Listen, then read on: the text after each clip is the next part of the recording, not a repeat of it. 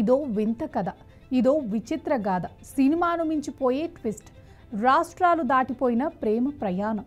ప్రస్తుత సమాజంలో లవర్స్ పెళ్లిళ్ళు చేసుకోవటం సర్వసాధారణం. ఇద్దరు ప్రేమికులు ప్రేమించుకుని పెద్దలను ఎదిరించి పెళ్లిళ్ళు చేసుకుంటూ ఉంటారు.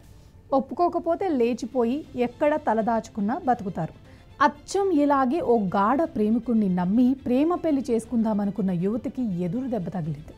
ఇక విషయంలోకి వెళ్తే ఇద్దరు ప్రేమికులు గాఢంగా ప్రేమించుకున్నారు. పెద్దవాళ్లను ఒప్పుకోకపోవడంతో లేచిపోయి పెళ్లి చేసుకుందామని నిర్ణయించుకున్నారు. అదే పనిగా లవర్ కోసం ఇంట్లో నుంచి లేచిపోయి వచ్చింది యువతి. చివరి నిమిషంలో ప్రేమికుడు అసలు రంగు బయటపడింది. దీంతో ఆమెకు ఏం చెయ్యాలో తెలియక దారిని పోయేవాడిని పెళ్లి చేసుకుంది. ఆ తర్వాత ఏం జరిగిందో ఇప్పుడు తెలుసుకుందాం రండి. గతంలో లవ్ స్టోరీకి సంబంధించిన సినిమాలు చాలానే చూసుంటారు. ఇక మన తెలుగు సినిమాల్లో కూడా ఇలా ఎన్నో ట్విస్టులు ఉన్న సినిమాలు కూడా ఉన్నాయి. అంతకు మించిన ట్విస్టులు ఓ రియల్ లైఫ్ స్టోరీలో చోటు చేసుకున్నాయి. మీకు తెలుగు బ్లాక్ బస్టర్ హిట్ కొట్టిన చిరంజీవి నటించిన బావగారు బాగున్నారా సినిమా చూసే ఉంటారు కదా. ఆ సినిమా చూడలేదా? అయితే సాయి ధరమ్ తేజ్ నటించిన సుబ్రహ్మణ్యం ఫర్ సేల్ సినిమా చూసారా? అచ్చం అలాంటి సినిమాని నిజ జీవితంలో జరిగింది. ఇండోర్కి చెందిన శ్రద్ధా తివారీ అనే యువతి ఆమె ప్రియుడితో కలిసి జీవితాంతం కలిసి జీవించాలని ఇంట్లోంచి వెళ్ళిపోయింది.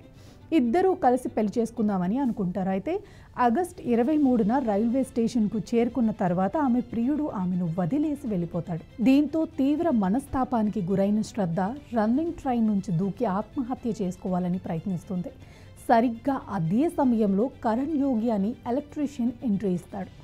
ఆత్మహత్య చేసుకోబోతున్న శ్రద్ధని చూసి కాపాడుతాడు. జరిగిందేంటో తెలుసుకున్నాడు. అతన్ని మరిచిపోయి ఇంటికి వెళ్ళమని కరుణ్ ఆమెకు నచ్చజెప్తాడు. ఆమె అందుకు అంగీకరించలేదు. తాను తన ప్రియుడితో పెళ్లి చేసుకుందామని ఇంట్లో నుంచి వచ్చి ఇప్పుడు మోసపోయానని ఆవేదన చెందింది. నేను ఇంటికి వెళ్తే అది పెళ్లి చేసుకునే వెళ్తాను అని మారం చేసింది. ఇక అలా వీరిద్దరి మధ్య మాటలు కలిశాయి. శ్రద్ధ పరిస్థితిని అర్థం చేసుకున్న కరణ్ ఆమెకు ధైర్యం చెప్పాడు.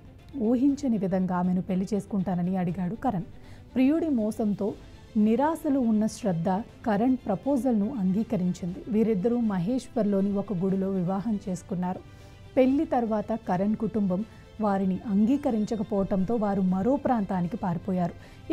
ఇక్కడ మరో ట్విస్ట్ వచ్చింది. అంటే శ్రద్ధ కుటుంబ సభ్యులు ఆమె కోసం తీవ్రంగా గాలిస్తున్నారు. ఆమె ఆచూకీ తెలిపిన వారికి 51,000 రివార్డ్ ఇస్తామని ప్రకటించారు. చివరికి శ్రద్ధ స్వయంగా ఆమె తండ్రిని కలిసింది. అప్పుడు ఈ విషయం బయటకు వచ్చింది. శ్రద్ధ తండ్రి ఆమెను ఇంటికి తిరిగి తీసుకొచ్చారు. ప్రస్తుతం ఈ జంటను పోలీసులు విచారిస్తున్నారు. శ్రద్ధ 10 రోజులు ఆలోచించుకుని తర్వాత కూడా ఇదే పెళ్లిని కొనసాగించాలనుకుంటే అంగీకరిస్తానని ఆమె తండ్రి తెలిపినట్లు సమాచారం.